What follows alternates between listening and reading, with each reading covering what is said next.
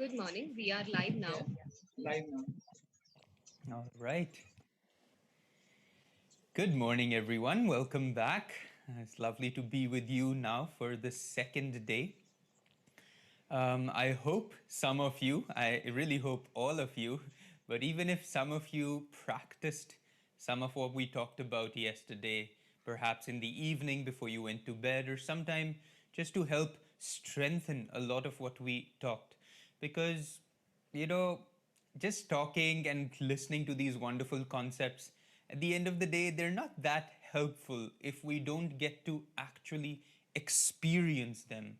And this is what I'd like for us more and more to make that conscious effort. If I don't experience these things, they're of no use to me. Just as doctors, you know more than anyone, is that if you don't get to do your surgery, get to understand, get to see the anatomy, get to really practice, your whole entire education is so much about practice, far more than most other educational streams. And so I hope you find the dedication, the conviction really to practice these things, because only then will they make a permanent change in your being, in your consciousness, and in your life. So let's just go remember very quickly what we talked about yesterday. We talked about meditation. Talked about meditation as being a lot more than a vague state of closing our eyes and getting into some thoughtless moment. Meditation is a very dynamic practice where we consciously withdraw our life force back into ourselves, and then we lift that life force up and try to hold it in our brain. We're essentially building more and more power and awareness in our brain. Our brain is our filter for consciousness. Without that, our entire existence is no better than that of a vegetable or of an animal. This is the human experience, which is our nervous system. But if you even noticed for a while, when you sit to meditate, we talked about this. What are the few things that really hamper our meditation? First is tiredness, fatigue. So you sit to meditate, and a lot of us tend to start falling asleep. The second thing you will realize is restlessness. Restlessness of the body, and of course, restlessness of the mind. Now, yesterday we talked about one of the reasons of this restlessness is that energy in the body is not flowing powerfully in one direction. So the key here is, how do I increase the flow of energy in my body? Because when I sit to meditate, if there's a very tiny stream of energy just thoda thoda upar ja raha hai towards the brain, it's not powerful enough like a river that it cannot kind of take into its flow all our thoughts, all the restlessness. And so we need to learn how to increase this flow. When you think about the yogis and the rishis, and you would talk about them having samadhi, having their kundalini awakened, I mean, these, terms are always very exciting to know, but what does that mean? It means when the yogi is able to take all his life force, I mean, every little iota of his life force under his control, and then move it like a powerful torrent, like a flood of energy up his brain, that is when he experiences ecstasy.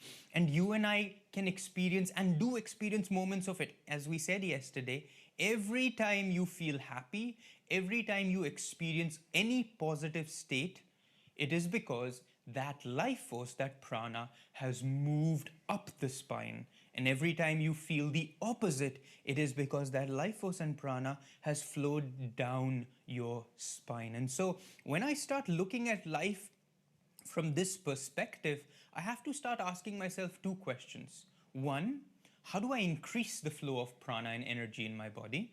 And two, what decisions, actions, attitudes do I have to have that I keep moving this energy up? And as aspiring yogis, as men and women of the healing sciences, that should be an important question for us to ask. How do I keep the energy up all the time? Increase the flow and keep it up. I mean, think about anybody in this world. Anyone who is successful, they are people of high energy. Businessmen, entertainers, anybody you look up to is I mean, who likes a person who's really dull and, just doesn't like to do much and just talks really slowly? I mean, after a while, you're bored. You can't take it anymore. I mean, think about in a room, if there's a little child, that child is the most magnetic, most attractive thing in that room because it has so much energy. Even if you're not particularly, interested in children, that child will keep drawing your awareness to him just because of so much energy that flows through them. And so we need to now learn what is it within us that will help awaken this energy. Because as science tells us now, and our rishis have told us many times, this world itself is not really made of matter. This world is made of energy. I mean, this is one of the great gifts Albert Einstein gave to the sciences with his E equals mc square, which means energy equals mass times the speed of light squared. What does that mean? Because, it's a nice sounding simple formula. We all know it. But what does it imply for our lives? Because it does imply something. It means that everything is energy, and not just energy, a lot of energy. Energy equals mass, so whatever that matter is, times the speed of light squared. We know the speed of light is a huge number. If I square it, it becomes even a larger number. And that's how much energy every molecule, every atom of matter has. From this very simple equation, we unfortunately created nuclear weapons. The atomic bomb. What is the basic premise behind the atomic bomb? Oh, within the atom, you've got so much energy, you could blow up an entire city. And did you know that we still only are able to access 1% of the energy in that atom, even within an atomic bomb? So that little tiny energy that we're able to extract has so much power. I read a book that's called The Short History of Nearly Everything. It's by a wonderful author called Bill Bryson. And in that book, he talks a lot about, how the sciences developed and how a greater understanding of the body came, how a greater understanding of physics came. And in there, he makes this amazing, startling, you could say, not discovery, but he's essentially placing, using Einstein's formula, he says, potentially the human body, an average human body, should have enough energy equivalent to 30 very large hydrogen bombs. Can you imagine that? I mean, do you feel like even, a quarter of a hydrogen bomb? I mean, we wake up in the morning and we're already tired. And then, we go through our day and we need to keep eating just to feel that we have energy. And then at the end of the day, we're so tired कि बस TV के सामने बैठकर भी we're feeling कि हम कितना काम कर रहे हैं. But in you, your own human body has the potential for 30 very large hydrogen bombs. Think about the nervous system. It's all electrical. Again, within a cell, you know this, what is being generated? Electricity. The ATP, all the food, all the oxygen, all the so-called energy that we receive, the cells are converting into electricity. How many cells do we have in the body? Trillions. Again, in the same book, this gentleman says, if we were to take all these cells and combine all their power together, that gives, again, an average human body 20 million volts worth of electric power within it. Now, I'm saying all these things for us to realize that forget if the rishis were talking about the fact that we have limitless power and that our soul has so much energy and so much power. Just think about it from a scientific perspective and you will realize that I have so much untapped power, yet somehow I can't even get through a day without just giving up. And so where is this energy? And how do I release it? Now, there are two aspects to this. First, a lot of this energy is blocked. So when you sit to meditate, I'm sitting, I got my spine straight, okay, my gaze is uplifted, I'm trying my best to sit still. But what happens? When you sit to meditate, after a little while, you'll be like, oh, now my neck is hurting. Now my shoulders are hurting a little bit. Now I need to stretch here. Because what's happening, let's take this as our spine and these are our nerves, right? When energy is trying to return back into the spine as you interiorize, but there are so many knots and so many blocks of energy throughout our body. And when the energy hits against these blocks, it's unable to fully interiorize because it comes against these blocks like big rocks in a tiny stream of water, and it hits against it and it builds around those blocks, and they manifest as physical aches and pains. So, this is what's going on all the time. In our own body, fatigue, aches and pains, yogically speaking, is because our own prana and life force is not flowing freely. The entire science of Ayurveda talks about how the balance of the pranas is what creates the absolute good health that we're all seeking. And so first we need to look at how do I break these knots, these blocks, because once I am able to break and release them, then energy flows freely. In fact, they are energy that has become stagnant within us, that has calcified within us, ossified within us. And now we need to learn how to break them. So there are three ways I want to talk today about breaking these bonds and simultaneously increasing the flow of energy in the body, because you have that energy. That energy exists within you. The potential for 30 hydrogen bombs of energy exists within you. Now we need to learn how to access it. First thing we need to know is how to breathe properly. I know it should be the simplest thing, it should be the most natural thing for us, but we don't breathe well, which means, more importantly, not just we don't bring enough oxygen, the opposite is, and sometimes even worse, is we don't expel all the carbon from our body. And if we're unable to expel this carbon well, this carbon remains and this becomes toxins, and these manifest as energy blocks. So let's talk about breathing for a moment, and we'll go into the entire concept of pranayam. Now, you've heard the term pranayam, we hear it quite often nowadays, and we think of pranayam as something that, okay, if I breathe in a certain way, but pranayam really means is pranayam, control of prana, not control of breath. So the science of the yogis, as we talked about yesterday, is the breath is completely entangled with that flow of energy in the body. So if I can gain control, greater control of my breath, I gain greater control of this life force. Now, first we need to learn is that our lungs are very large. I mean, you know this. But when we breathe, we're probably breathing just a very tiny band of how much oxygen our lungs could potentially draw inside and how much expulsion of carbon could potentially happen within us. And we need to increase this process greatly. What hampers our ability to breathe well?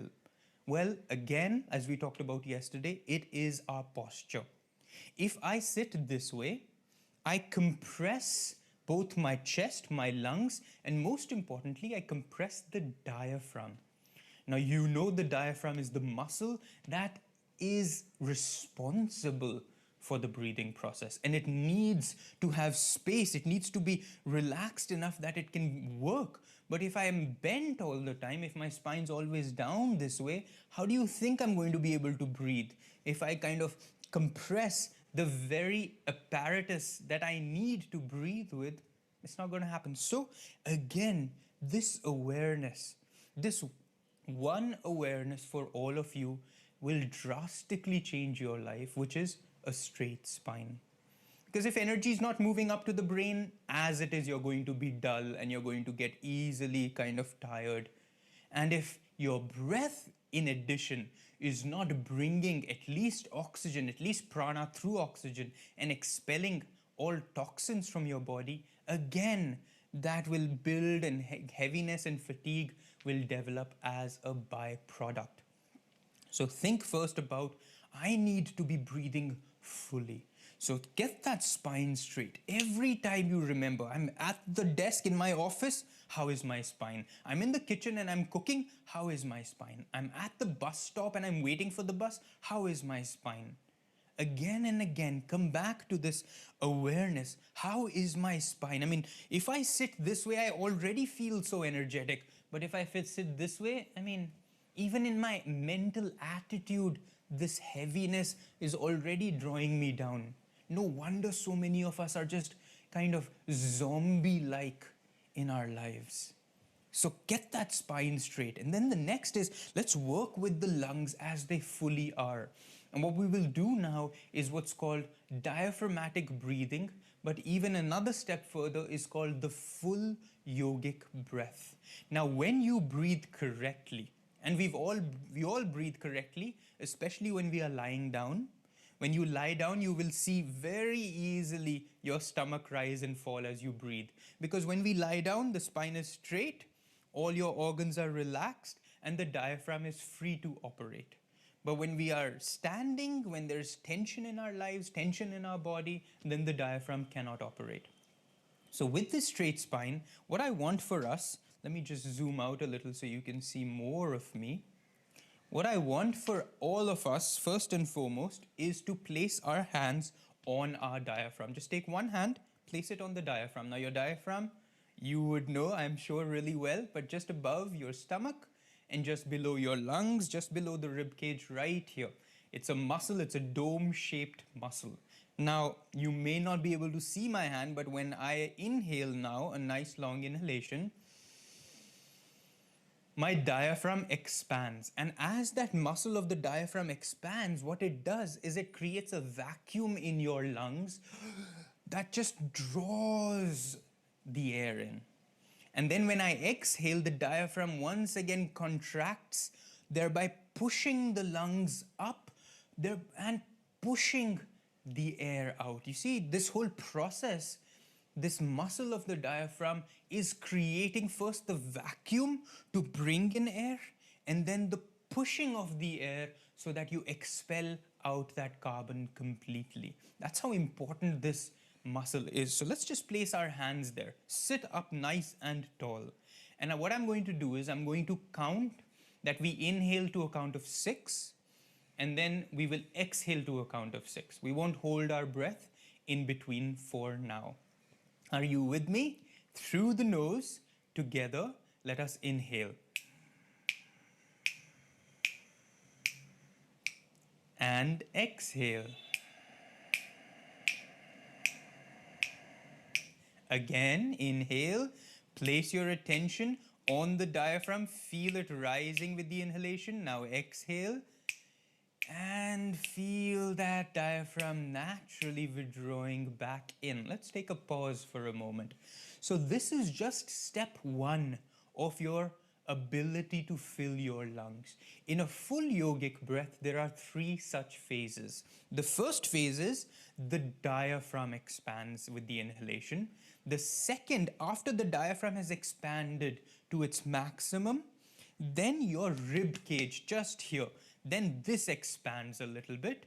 When this has expanded to its maximum, finally your upper chest expands. And only after these 3 areas of your body have expanded fully does that mean that you have brought in as much oxygen as your body can possibly take. You have filled the tanks of your lungs. And then when we exhale, first the chest relaxes back, then the rib cage relaxes back, and finally the diaphragm relaxes in completely. And then and only then do you know that you've expelled out all the carbon from your body. Very important. Because from an energetic perspective, from a perspective of energy, this oxygen is what is allowing all your cells to really create that ATP, create that electricity, create those 20 million volts within you potentially. So let's try this together. What I want us to do now with both our hands, one hand on the diaphragm, the second hand on your rib cage, okay? And as we inhale, I want you to feel We'll still do a count of 6. I don't know how strong your lungs are. We'll start with a count of 6, especially right now with this virus going on. We want a very, very, very robust pulmonary system. So what we're going to do is, we're going to do still to a count of 6. I want you to feel for the first 3 to 4 counts, the diaphragm is engaged. But for those last 2 counts, I want you to feel whether your rib cage expands or not. This is going to require a little concentration from you. So close your eyes, feel the diaphragm, feel your rib cage, feel your hands on both these parts of your body. Let's let go of all the air in the lungs. Just empty those tanks. And now together, let us inhale. Hold for a moment. Now exhale. Feel first your rib cage relax and then the diaphragm all the way in. Inhale again. Diaphragm expands, opens. Now the rib cage. Hold and exhale. Feel the rib cage relax and now the diaphragm goes down. Let's take this to a count of 8 and see if you're able to do this. Inhale. First 4 counts, focus on the diaphragm. Now switch to the rib cage. Feel is the rib cage expanding as well. Hold for a moment. Now exhale. Relax your rib cage first. Then the diaphragm also relaxes down. I hope, unfortunately, we're not together and I can't see you and I can't come and adjust aspects in you. But I hope this is working for you. It should. Only if you have that straight spine, but not straight where there's tension, straight and relaxation. Now the third aspect is diaphragm, rib cage and upper chest. So place your one hand on the diaphragm and place your one hand on the upper chest now. And you have to pay attention. We'll go from diaphragm to rib cage to upper chest. And as you exhale, we'll go from upper chest relaxing to rib cage relaxing to diaphragm. All right, are you with me? Good. I'm assuming you are. So let us begin. We'll do a count of 8 again. All right? Pay attention, close your eyes, feel your lungs, feel your body. Give it a lot of energy, okay? Together, let us inhale. Feel the rib cage. Now feel the upper chest. Hold. Now relax the upper chest as you exhale and the rib cage. Finally the diaphragm. Now again, inhale. Diaphragm expands. Rib cage expands. Upper chest expands. Stop for a moment. Exhale. Relax the upper chest. The rib cage. The diaphragm. And let go of your hands for a moment. Stay with your eyes closed. Feel your body. How do you feel? How has this simple exercise changed both the stillness and relaxation? Changed a certain clarity in your mind? Wow. I mean, I'm talking and I'm guiding you and I'm not even following it fully, but I feel it. I hope you feel it. Because what we are doing, remember, because the breath is related to the energy, what we are doing is we're moving this energy very consciously up and down our spine. As we do that, what happens is it's like running electricity through a iron bar. It starts to magnetize the bar. And that magnetic bar then starts to draw more energy into it. And this is what's happening when we do pranayama. Our spine is like a bar magnet. And the Ida and the Pingala, which are these 2 nerve channels around the spine, they are what we are passing this electricity of our breath through, this energy, this prana through. And then it magnetizes the spine and it starts to draw more life force into the spine. Suddenly you feel more relaxed, more awake, more clear. And so before your meditation, before what we did yesterday, which was sitting, lifting our gaze and watching the breath, before that, do several rounds of these pranayama. And I've not finished the pranayama because for a good, real, true, balanced pranayama, because what we're doing here is we're balancing these 2 flows of energy, thereby neutralizing them. This was everything is good, this is everything is bad. This is I like this so much, this is I don't like this at all. So this constant dual reactive process to the world, in our meditation, we want to still that reactive process. And so through pranayam, we first, at least to a certain degree, still that process. And then in meditation, we take all that energy and we move it up to the brain. So these are the two steps. But in our pranayam, now what we will do, I want you to inhale, exhale with me, but we will add a hold in the middle. And the hold will be just as long as the inhalation and exhalation was. So we'll start simple. We'll start with 6. We'll hold for 6. We'll exhale for 6. We'll then move it up to 8. Inhale 8, hold 8, exhale 8. I'll also then move it up to 10, but if you feel discomfort at 10, go back to 8. If you feel discomfort at 8, go back to 6. Honor your own body and allow it little by little to expand in its capacities. Okay? Straight spine. If it helps you, once again, place your hands on the diaphragm, on the chest. It'll just help bring your awareness to this process. Because if you're not thinking about the diaphragm and the ribcage and the chest, chances are you will not engage them. Okay? Ready? Hands here. Wonderful. Let's let go of all the breath from the lungs. Through the mouth, just let it all out. Now through the nose only, let us inhale. And hold. Exhale. Inhale. Hold.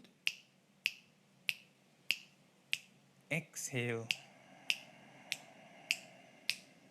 8. Inhale. Watch the diaphragm, feel the rib cage, feel your chest. Hold. Exhale. Feel that collapsing relaxation in the opposite direction. Inhale. Hold. Exhale. Now let's go up to 10 if you can. Inhale.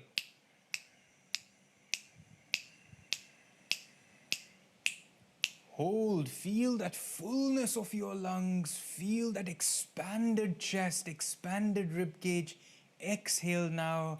Relax your ribs, your chest, all the way down. Now relax the diaphragm. And let's just let go here. Again, pause for a moment. Your eyes are closed. Try to lift up your gaze gently as we did yesterday. And just feel the body. Feel how happy your body is.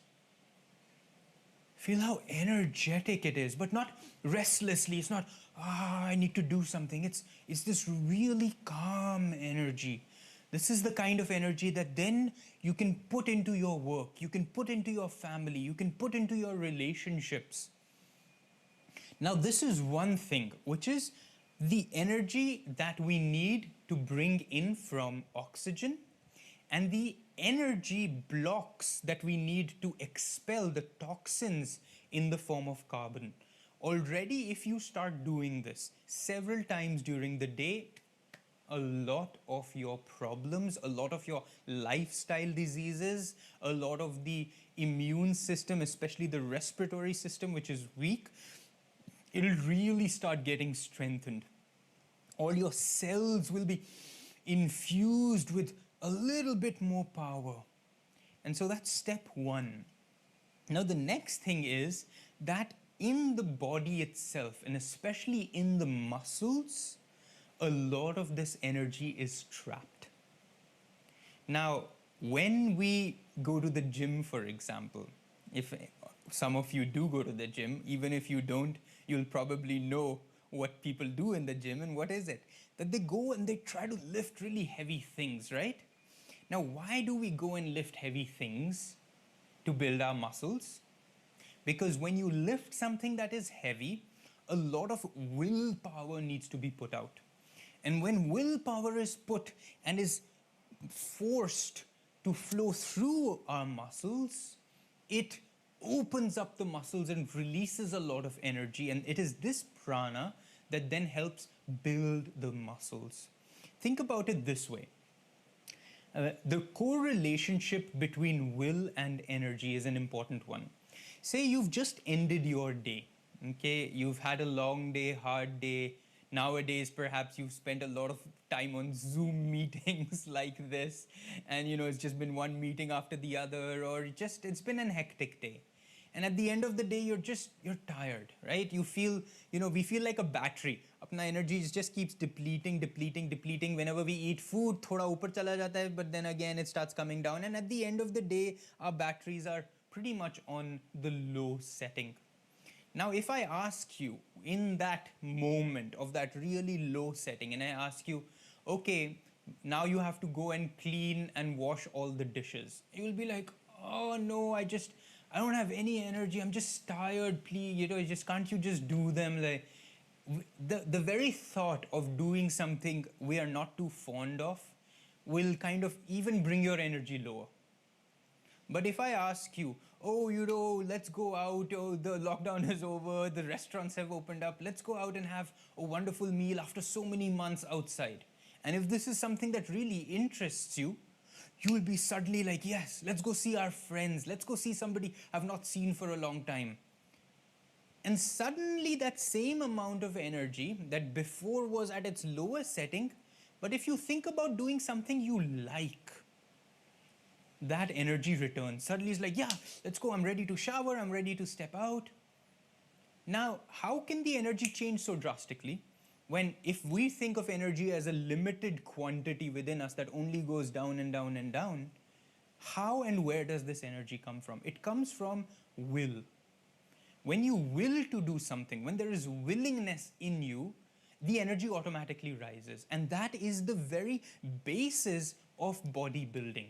The more willpower you put out, the more energy you have. What I'm saying is we need to learn how to access through our will the energy in the muscles and release the energy from the muscles so that there's much more energy in my body. Think about another example now. Say before me there is a bucket of water. Okay?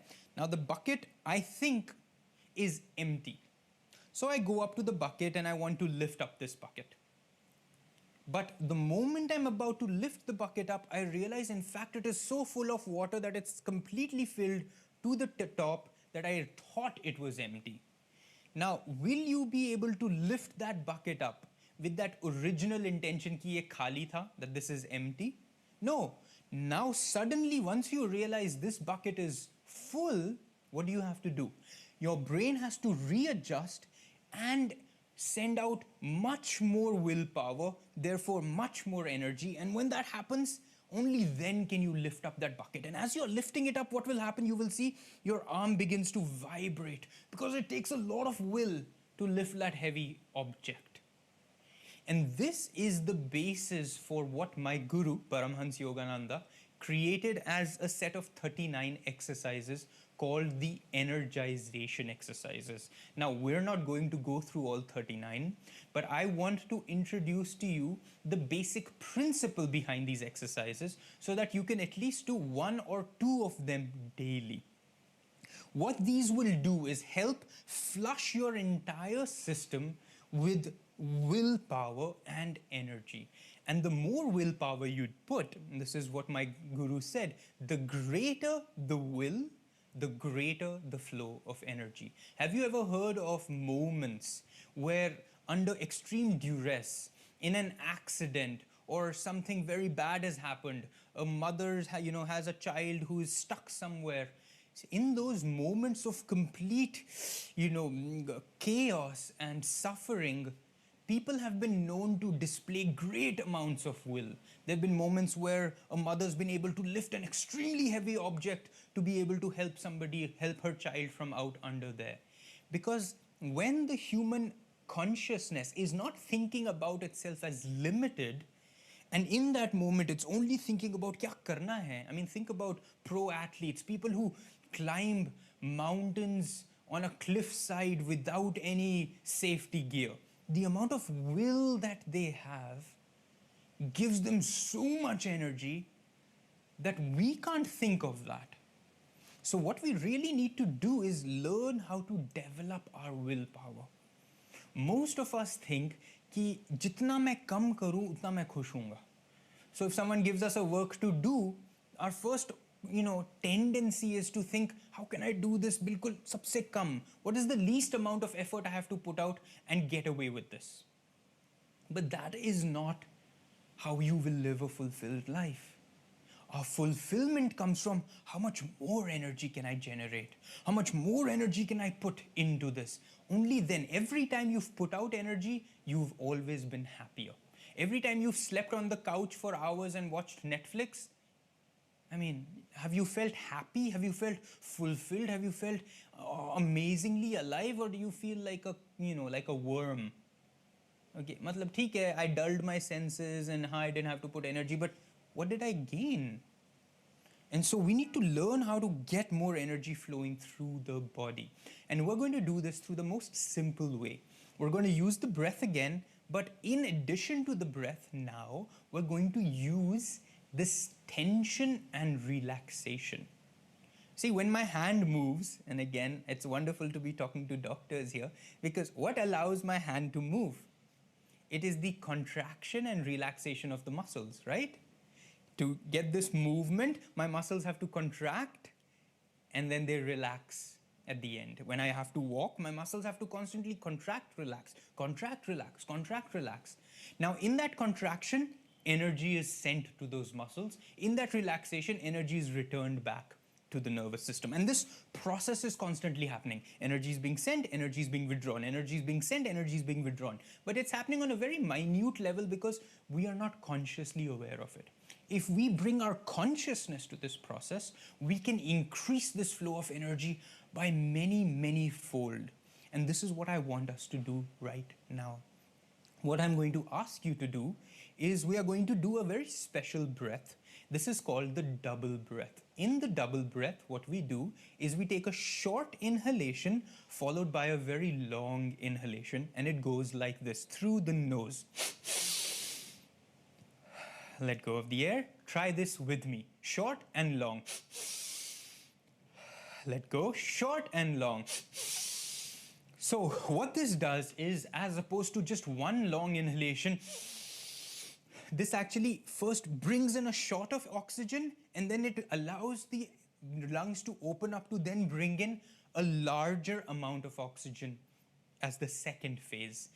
The exhalation is going to be very similar, but it's going to be through the mouth, and it's going to be again short and long. So the inhalation was, the exhalation goes, inhalation, exhalation. Do this with me. Inhalation, exhalation. Inhale, exhale. So now this is to bring robust energy into the body. That pranayama was to bring like a much more calming, expanding energy into the body, but this is about to bring moving energy. So if you want to do something that's going to require a lot of energy, just do a few rounds of this. But in addition to this, what we're going to do is we're going to tense and relax our muscles with great will, with a lot of power. If you can see me, I hope you can, that you're able to see the body. Let me little zoom out as far as I can. What I'm going to do here is, as I inhale, I'm going to gather and tense all my muscles. I'm going to compress all my muscles until they vibrate. When my muscles are vibrating, when my whole body vibrates, it means that I have reached in that moment the maximum amount of will I can put out. And then as I exhale, very slowly, I will release that vibration and I will relax all my muscles. So what's happening in that? When the muscles tense, energy floods into them, and the muscles relax, that energy returns back to your spine, available to you now to use. So you start generating energy. What we're also doing is, if there are any more blocks in the body, which there are throughout, this sudden current of energy is going to go and blast those blocks open again and again, again and again, thereby allowing that prana to start flowing very freely throughout my body. Okay, let's try this together. The entire body. We're going to tense and relax. So let us inhale with the double breath. As we do that, begin tensing your body. Tense your neck, tense your chest, tense your arms, tense your stomach, tense your thighs and calves and feet. Vibrate the body with tension.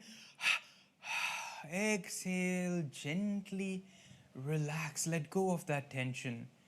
Again, inhale. Tense the entire body, vibrate it. And now exhale. Let go of all the tension. One more time, inhale. Tense the entire body, vibrate it. And exhale. Relax completely. Take a moment now. Close your eyes. Feel the body. Do you feel that tingling sensation? Do you feel a little heat?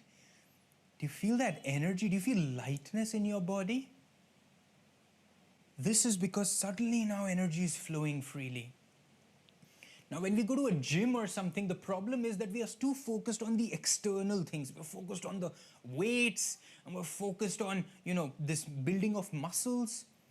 But what we really need to be focusing on, just like yesterday, is focus on the nervous system. Visualize nerves sending that energy to the muscles. Visualize then when you relax that nerves withdrawing and gathering that energy back in your spine. And like this, we're increasing that reservoir of energy within us.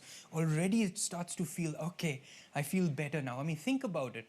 You've seen a patient, you've done something, okay, now you're a little tired. What to do?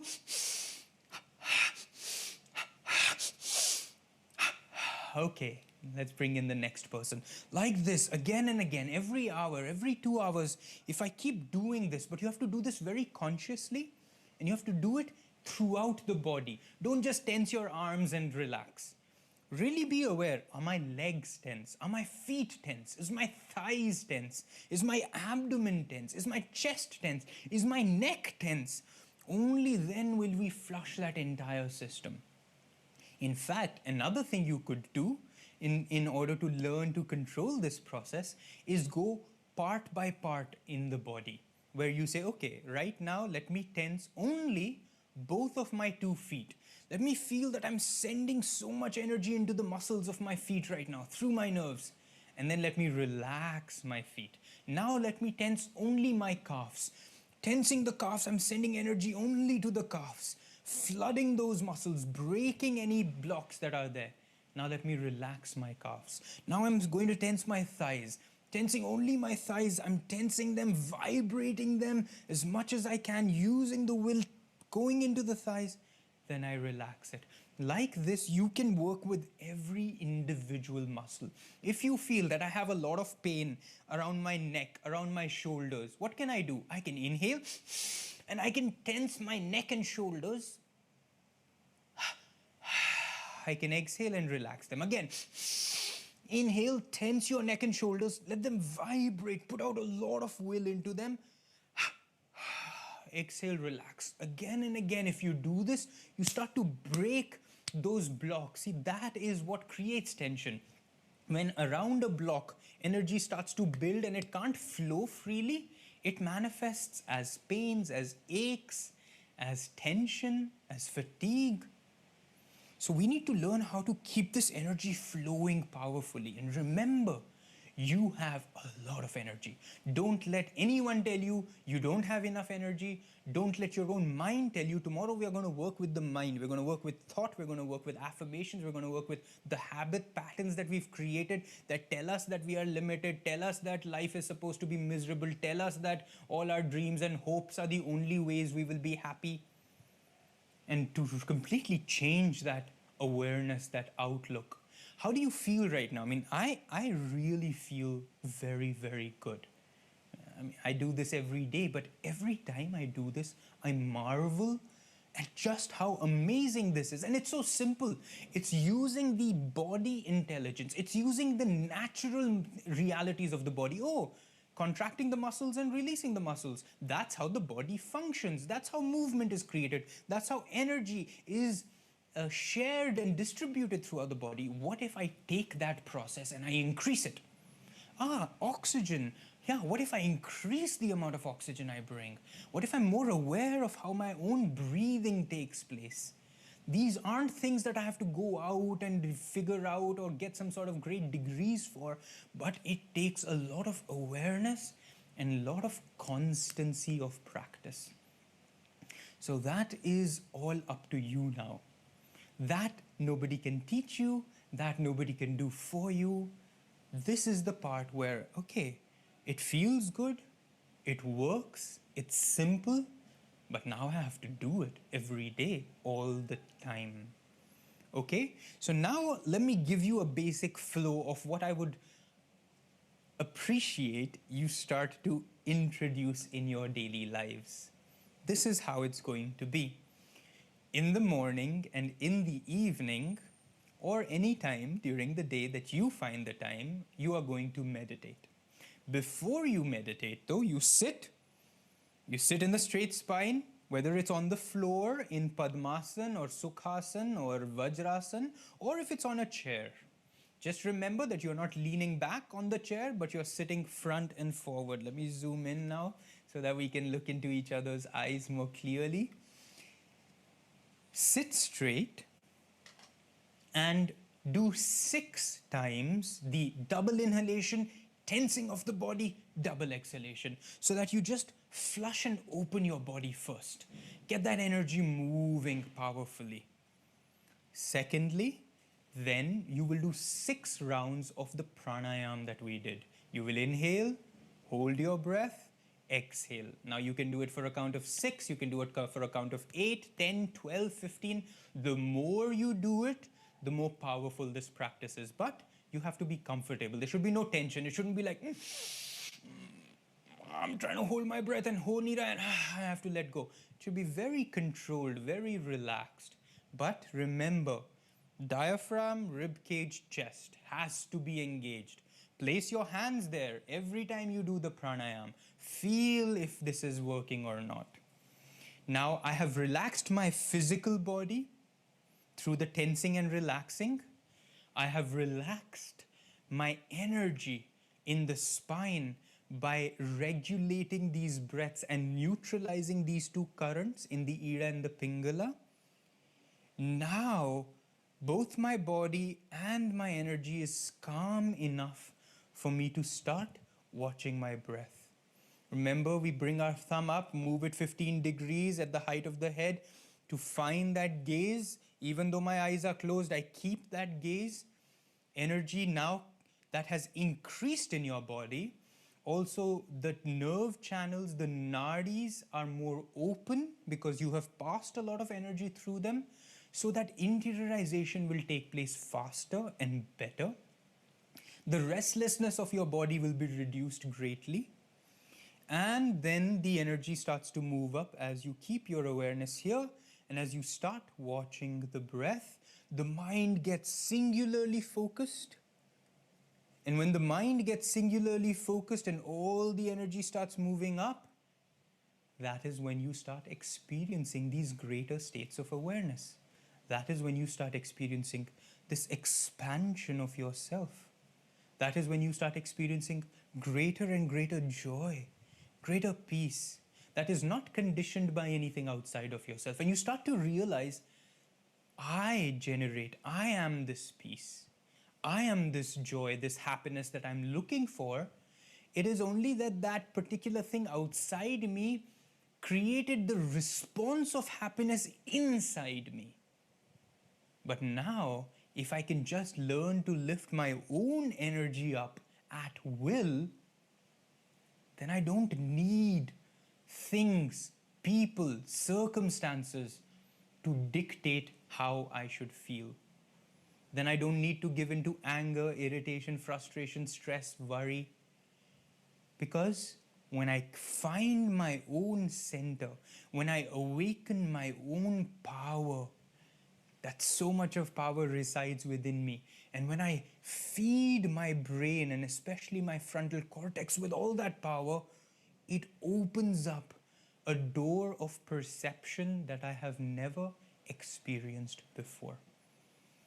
And then you can do everything you do better because the mind will be sharper, clearer, decisions will come more easily. You'll be able to concentrate on everything that you do, every person that you're trying to help.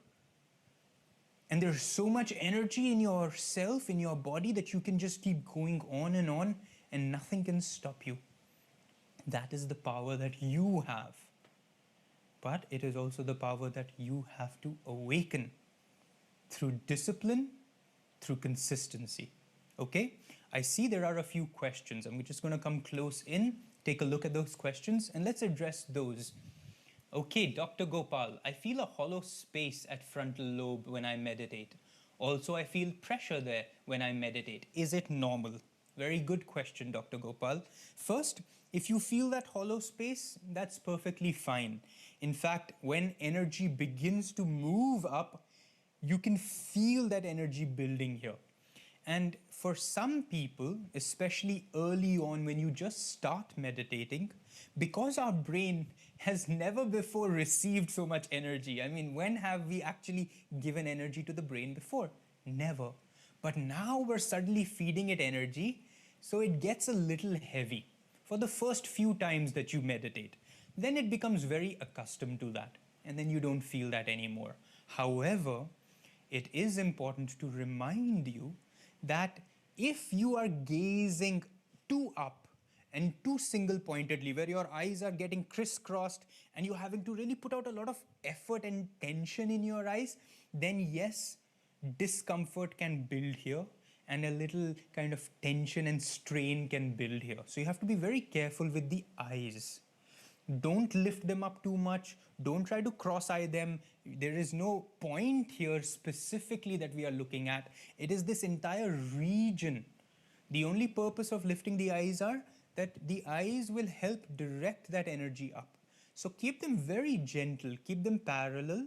And again, just remember this much. This is no strain at all. My thumb at the height of my head, 15 degrees up from perpendicular. And that's the gaze I want to keep. You see the gaze I have right now? It's very relaxed. There's no tension, there's no effort. And now I close my eyes and I try to maintain that gaze. Even in your closed eyes, it can help to visualize as if in the distance you're seeing the sun just rising above the horizon. And just keep that gaze. And then once you felt that, yeah, my gaze is very comfortable, then go into your meditation from there. But feeling a little bit of kind of energy here, a little bit of awareness here, that's very normal in the beginning because that energy has started moving and building there. Okay, what else do we have? I feel pain in my back when I sit straight. What is the remedy to it? Again, of course we feel pain in our back when we sit straight. Why? Because we have not accustomed ourselves to it. Right now, after years and years of kind of keeping our spine somewhat bent, all the muscles around your spine, around the vertebra, they have now, naturally conformed to that slightly bent spine. So now if I'm going to ask the spine to be straight, those muscles are going to feel a little strain. So there are two things here. One is practice, of course, but practice not just when I sit to meditate. I can't have a bent spine throughout the day, throughout my life, and then suddenly decide during meditation I should have a very straight spine. No, that is why I said become aware of your spine, because this is the reservoir of your power. So in the yogic science, the Sushumna is everything. It is the Sushumna in which the yogi wants to live. It is in the awareness of the Sushumna, which is this inner energetic spine, that the yogi wants to awaken his latent energy and power from. And so even we need to start keeping that awareness. So straight spine, as much as you can. Every time your spine goes down, remember and say, okay, let me lift it up. Let me lift it up. Let me lift it up again and again. And then those same muscles that had conformed to a bent spine will begin now to conform to a straight spine, which is your natural spine. This is the natural curvature of your spine. You know this. However, also to help you in this process can be certain exercises. And the certain exercises to do are things that will stretch the muscles of your spine. If you practice yoga, wonderful. That's already really, really helpful. But if you don't practice yoga, now I don't know how to show this to you right now because I'll have to readjust the entire camera, but let me just try to do this on the chair and see if we are able to see. This posture, okay, let's kind of zoom out. Can you see me sitting on the chair? Do you see me sitting on the chair in this particular way? This is called Vajrasana, in which I'm sitting on my knees and on my heels. My buttocks are on my heels. And in Vajrasana, if I bend forward and I go all the way down, you obviously have to do this on the floor.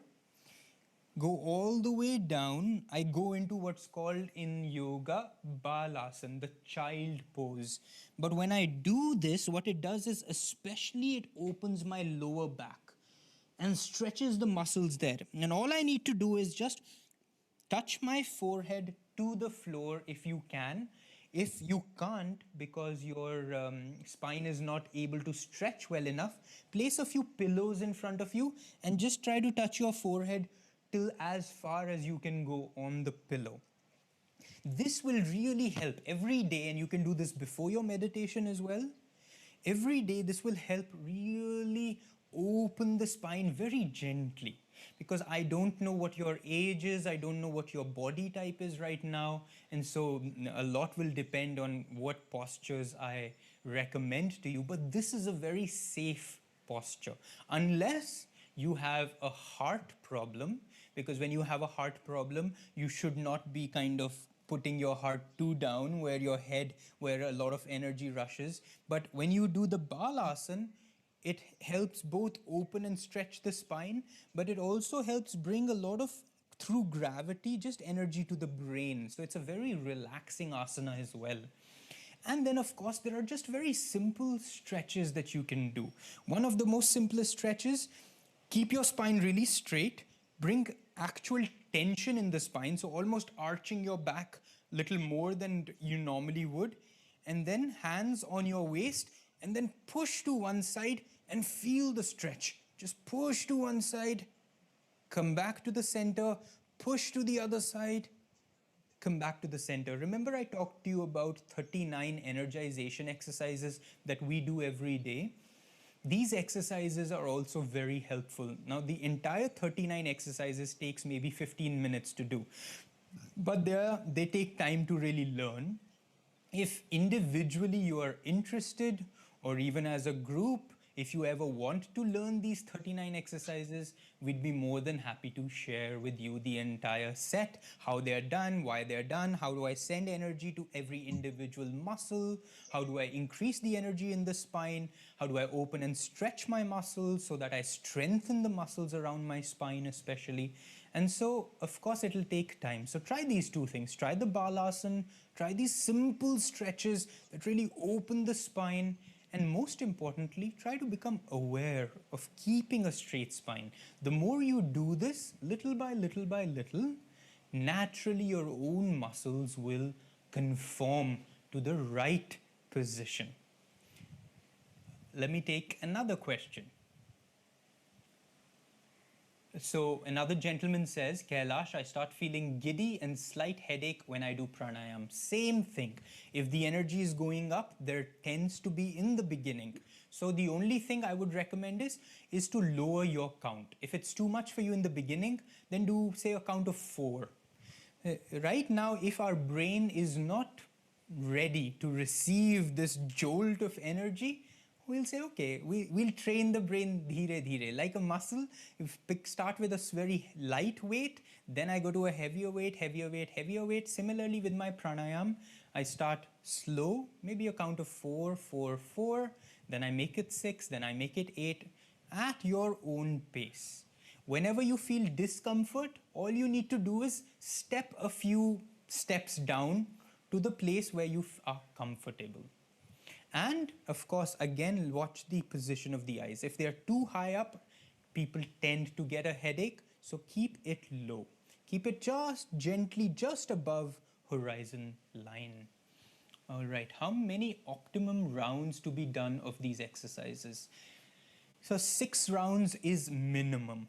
If you don't really get to 6 rounds, you don't generate enough momentum from them. So do at least 6 of the double inhalations, tensing the body, double exhalation. And again, really put your awareness in the nervous system, in every muscle. Vibrate every muscle that you can, then relax. Similarly with the pranayams, 6 rounds. 1 round is inhale, hold, exhale. This is called triangular breathing.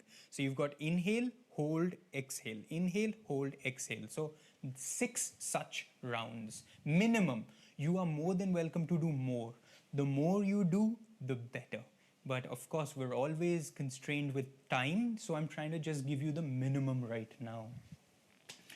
Okay, please tell me the name of the book and author you mentioned. Oh, the book is called A Short History of Nearly Everything by an author called Bill Bryson. A very, very fascinating book. He starts from how the universe was created and just very quickly, through very key moments from when the universe was created till now, he brings out all the advancements in thought, in science, in awareness. And so it's a really fun book and very informative. All right, Anisha. I get very negative thoughts during meditation. After that, I get very irritated the whole day. How to deal with them? Tomorrow, we will talk about negativity and we'll talk about negative thoughts. And we'll talk about the power they have and therefore how we get swept up into their power. So please join us. I don't want to digress today because they are an entire mass in themselves. Okay, let's do just one more. Swapnil. During muscle contractions, feel only hands and head is shivering. Does the whole body need to contract and shiver? Yes, it does. So I want to, let me zoom in a little bit so we start seeing things closer. Okay. Now, I want you all, therefore, to start working first with individual body parts a little bit. Let's take my hand, for example, my forearm, right? So I can see my forearm. I first put out just a little bit of energy and the arm gets a little hard, little tense. Now I put a little bit more energy and now my arm starts to vibrate. So I know how the amount of energy I'm putting out is creating. Now it's really vibrating. And now I want to stop the flow of energy. I relax just a little, just a little, just a little until it's completely relaxed. So when I do these tensing and relaxing, I don't want to jerk the body. I don't want to go and then let go and jerk the body and let go. I want to go very slowly. So you start with low tension, medium tension, high tension. Now my body is vibrating. I feel my chest, I feel my arms, I feel my entire legs vibrating. And then when I release, I go from high tension to medium to low to complete relaxation. You have to stay in control of this process throughout. Don't jerk the body into tension and relaxation, into tension and relaxation. So in the beginning, it is hard. We are not even aware of our muscles. When we do these 39 exercises, there is one exercise in which you have to isolate only your left lower back, that muscle, and send energy and tense only that muscle. It's not easy to do because we are not comfortable with our bodies. We don't have a relationship to our bodies. We think the body is just chal raha hai bas. But the body is the most intelligent thing you will ever have. And to understand its intelligence, you have to cooperate with it. You have to learn to build an interactive relationship with it. And so start with individual muscles. Start with seeing, can I tense just my feet? Okay, I can do that. Can I tense just my calves? Easy, maybe a little hard. Okay, but then I can put more energy there. Can I tense just my thighs? Can I tense just my abdomen? Can I tense just my chest? just my forearms, just my upper arms, and my neck and my shoulders. Like that, I start to realize, okay, there are a lot of muscles in my body that I'm not so aware of, I'm not so comfortable with. I'm unable to isolate those muscles. I'm trying to tense my calf, but instead I'm actually tensing my bum. Or I'm tensing my hands at the same time I'm tensing my calf. Then I start to realize, wow, I don't even have itna sa control over my own body. I'm unable to even isolate one muscle in my body. And this is the power of these exercises, these 39 exercises. It helps us learn how to send energy to a specific place in your body at will and to withdraw energy from that place at will. And so it really, really, it's very, let me tell you an amazing story. And you'll appreciate it as doctors more than anyone else. When I used to live in my ashram in Pune, this was at least 5 years ago, in a nearby village, there was a man who met with an accident. And because of that, the left side of his body was paralyzed. And he was like this for a few years. And when we came to to that area and started having our ashram there, at that time I was a brahmachari myself. And a lot of us brahmacharis would, work in the fields and work with the local villagers. And one of our brahmacharis was a doctor. So this man who was half paralyzed came to him as a doctor and said, I've been everywhere, I've done surgeries, I've been to all the hospitals, nobody can heal me. Do you have any remedy? And our doctor friend, this brahmachari, essentially told him to do these energization exercises. He gave him 10 exercises to do, but he could not do it with the left side of his body. So we told him, just do it with the right side and feel and visualize that you're also doing it with the left side of your body. In 3 months, this man's paralysis was like 80% reduced. He could move his body. Why? Because through the mind-muscle connection, he reawakened that prana in his nervous system. And so that communication which was broken because of that paralysis was reignited. So each of us need to learn how to connect to the body in that way and connect to individual body parts and the body as a whole.